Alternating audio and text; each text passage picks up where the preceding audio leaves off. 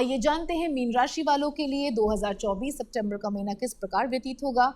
तो जितने भी मीन राशि के जातक मेरे साथ यहाँ उपस्थित हैं, ये प्रेडिक्शन आप सभी के लिए है। इससे पूर्व मैं इस प्रेडिक्शन को स्टार्ट करूं, आप सभी को विदित करा देना चाहती हूँ कि हम जो प्रेडिक्शंस लेते हैं वो चंद्र राशि के हिसाब से लेते हैं और इसको सन साइन से आपने कंफ्यूज नहीं करना है, यानी कि हॉरोस्कोप से जो आपकी राशि निकल कर आती है उस हिसाब से प्रेडिक्शंस हैं। तो आइए जानते हैं मीन राशि वालों के लिए महीना कैसा रहेगा। थोड़ा सा लड़ाई झगड़े नजर आते हैं, कॉम्प्लिकेशंस नजर आती हैं, लेकिन हर चीज का उपाय भी होता है। तो सबसे पहले मैरिड अनमैरिड कपल्स की बात करेंगे। छोटी मोटी बातों पे आपको ऐसा लगेगा आपका पार्टनर आपको ब्लेम कर रहा है, जो चीज़ें आपने नहीं की उनके लिए, और उस वजह से वाद विवाद बढ़ते नजर आते हैं, कलह कलेश नजर आते हैं। तो उसमें आपने कुछ नहीं करना, शांत रहना है, ज़्यादा रोना धोना नहीं है। रोने धोने से तमस बढ़ जाता है, घर में तामसी गुण बढ़ने लगते हैं और तमस के कैरेक्टरिस्टिक्स में डिप्रेशन आता है, एंजाइटी आती है, वरीज आती हैं, लड़ाई आते हैं, झगड़े आते हैं, गंदगी आती है।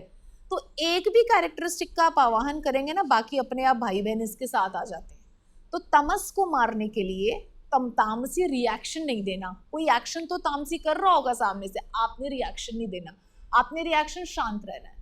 आपने अपनी पूजा पद्धति पे ध्यान रखना है। आप रामायण पढ़ना शुरू करें इस महीने, वो आपके लिए बहुत सुखद होगा। नॉनवेज का त्याग करते हुए, शराब का त्याग करते हुए, टोबैको का त्याग करते हुए, बैंगन मशरूम का भी त्याग करने की कोशिश करें क्योंकि वो थोड़ा तामसी ही होता है, बट एटलीस्ट वेजिटेरियन हो जाए। If you are a non vegetarian वो भी बहुत होगा। अंडा भी छोड़ दीजिएगा, अंडा वेज नहीं होता है। तो हम नहीं, लोग बोलते हैं एगिटेरियन, बट फॉर मी अंडा इज टोटली नॉन वेज, ठीक है। और भगवान जी के लिए भी सेम ही कॉन्सेप्ट है, ओके। तो इस महीने आपने रामायण का पाठ करना है और वो ही आपके घर के कलह कलेश को शांत कर सकता है। मैरिड अनमैरिड कपल्स के लिए मैं ये कहना चाहती हूँ, आपके डिस्प्यूट्स तभी रिजॉल्व होंगे। आगे बढ़ते हैं, चलते हैं कार्यक्षेत्र की तरफ। तो कार्यक्षेत्र में भी हम देखते हैं कि जो आपके एम्प्लॉयज़ हैं, आपका बॉस है, वो भी आपको तरह तरह से ब्लेम कर रहे हैं, एनवायरनमेंट दूषित हुआ है। देखिए ये वाला योग एक जगह आएगा, या तो ये फैमिली में आएगा मैरिड अनमैरिड कपल में, या तो ये कार्यक्षेत्र में आएगा। अगर कार्यक्षेत्र में आ रहा है तो फैमिली में कम उसका होगा मैरिड लाइफ में, और अगर मैरिड लाइफ में बहुत ज़्यादा है तो कार्यक्षेत्र में थोड़ा सा कम होगा। तो प्रिवेल ज़रूर करेगी ये सिचुएशन आपकी ज़िंदगी में। तो आपको मतलब एक जगह कम होगा, एक जगह ज़्यादा होगा, ऐसा। और अगर दोनों जगह ज़्यादा है तो बहुत ज़्यादा स्ट्रेसफुल होने वाला है मन। इसलिए प्लीज़ रामायण का पाठ करें, ध्यान करें, अच्छे अच्छे स्तोत्र सुन लें। पाठ नहीं कर सकते तो कथा सुन लीजिए रामायण की, वो भी आपके लिए बहुत शुभदायक लाभदायी होगी, क्योंकि रामायण के पाठ से घर गृहस्थी के क्लेश, जितने भी क्लेशों वाली बातें होती हैं वो भस्मीभूत हो जाती हैं, ठीक है। और आगे बढ़ते हैं, चलते हैं हम स्टूडेंट्स की तरफ। तो उनका भी सेम हाल है, पढ़ाई में दिमाग नहीं है, क्योंकि घर के अंदर कलह कलेश होने की वजह से उनका जो फोकस है पढ़ाई में नहीं लग पा रहा है, उनकी पढ़ाई डिस्टर्ब हो रही है। तो आप स्टूडेंट से मैं यही कहना चाहूँगी, सिचुएशंस ऐसी कई जगहों पे आपको ज़िंदगी में मिलेंगी जो वो आपके अनुकूल ना हो, प्रतिकूल हो। तो उस समय में धैर्य धारण करें, अपना नुकसान ना करें, अपना फोकस बनाने की कोशिश करें। आप अपनी पढ़ाई पे ध्यान दें और पुरुषार्थ करें, अन्यथा आप नुकसान उठा सकते हैं, ठीक। आ जाते हैं रोगों की तरफ। तो मानसिक रोग बहुत है और साथ ही पेट दर्द होने के योग, माइग्रेन होने के योग, चुभन सी होने के योग पेट में, इस तरीके के योग बने हुए हैं। वो कलह कलेश के कारण स्ट्रेस बढ़ने से भी हो सकता है, या पूर्व पुराना कोई रोग उजागर हो सकता है, पेट में गर्मी, दाने होना। तो आपने इन सब चीज़ों का बहुत ध्यान रखना है। टॉन्सिल्स, जिसमें भी चुभन हो, ऐसी चीज़ें हो सकती हैं।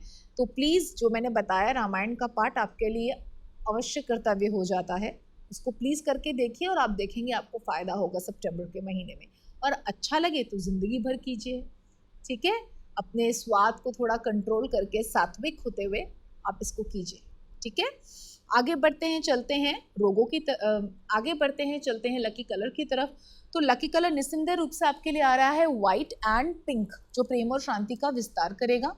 ऐसे रंगों के पुष्प आप प्रभु राम को चढ़ाएं, राम दरबार को चढ़ाएं, और आप देखेंगे कि रामायण का पाठ करते हुए, उनको ये पुष्प चढ़ाते हुए, या महादेव माँ गौरी को पुष्प चढ़ाते हुए जब आप पाठ करेंगे तो आपके जीवन में असंख्य रंगों की वर्षा होगी। और आपका जो भी संताप आपको 100% नुकसान देने वाला है इस महीने, वो या तो 50% हो जाएगा, और अगर आपकी श्रद्धा बहुत ही उच्च कोटि की रही तो प्रभु कृपा से 0 भी हो सकता है। And it is a tested उपाय। बहुत क्लाइंट्स ने किया, उनको फायदा हुआ है। सुनने में जितना सरल उतना ही प्रभावशाली, लेकिन इसमें सबसे मेन चीज क्या है? श्रद्धा। यदि श्रद्धा नहीं है, दो लोग श्रवण कर रहे हों और एक में श्रद्धा बहुत है, एक में श्रद्धा कम है, लाभ तो दोनों को होगा, लेकिन शायद एक को सीधे मुक्ति मिल जाएगी, एक को छोटा मोटा लाभ होगा और बाकी उसका जीवन वैसा ही रहेगा, या हो सकता है लाभ हो ही ना। तो ये इन सब में जो मेन इंग्रेडिएंट होता है ना, जैसे एक ही रेसिपी आप दो लोगों को दो, लेकिन खाने का स्वाद हल्का सा डिफरेंट हो सकता है, क्योंकि अपने अपने हाथ का कमाल भी होता है उसके अंदर। कोई लव इंग्रेडिएंट भी डाल देता है उसके अंदर, that is the secret ingredient, कि आप बड़े प्रेम से बना रहे हो तो उसमें स्वाद आ गया। इसी प्रकार पूजा पद्धति है। यदि पूजा पद्धति में आप पूर्ण श्रद्धा नहीं रख रहे हैं तो आपके फल में ऊपर नीचे हो सकता है, दो लोगों के, तीन लोगों के फलों में। तो श्रद्धा पूर्ण रखिएगा और फिर कीजिएगा, उसके बाद आप रिजल्ट्स देखिएगा और वो आपके लिए चमत्कारी ही सिद्ध होंगे। तो आशा है ये महीना प्रेम पूर्वक प्रभु की आराधना करते हुए, शांत रहते हुए और दूसरों के तामसी भाव को अपने में न लाते हुए खुद शांत रहते हुए आप व्यतीत करेंगे और प्रभु की अनुभूति आपको प्राप्त होगी। धन्यवाद।